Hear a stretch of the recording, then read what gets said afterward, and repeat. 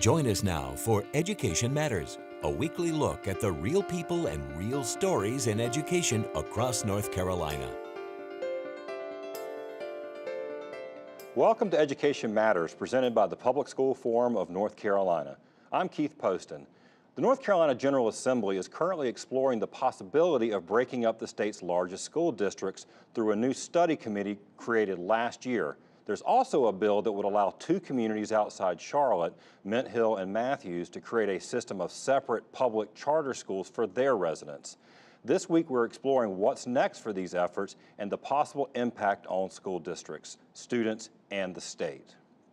Before we tackle our main topic, we open with Edlines, a quick scan of education headlines across North Carolina and the U.S.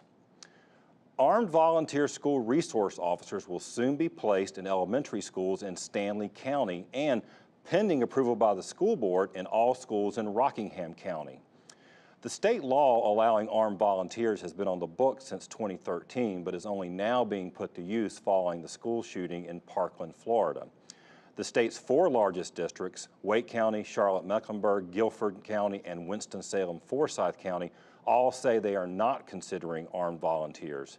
It is unclear what the new House School Safety Committee may recommend. Teacher shortages and recruitment challenges are affecting school districts across the state. This is according to data out of the Department of Public Instruction. But these shortages are felt most acutely in rural areas and in particular eastern North Carolina.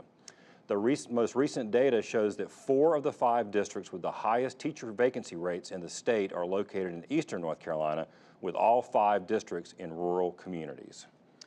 Finally, the recent teacher walkouts in West Virginia over low pay and school funding have now spread to Oklahoma, Kentucky, and Arizona. In West Virginia, educators stayed out for 9 tenths days before winning a pay raise. In Arizona, teachers are threatening to strike unless the state gives them a 20% salary increase. In Kentucky, educators shut down at least 20 school systems last Friday to protest changes to their pension plans. It remains to be seen whether the teachers in Oklahoma, Arizona, and Kentucky will get what they want from their state governments, but it certainly bears watching. Remember, you can visit the Public School Forum's website at ncforum.org and read more about each of these headlines as well as the other topics we cover each week.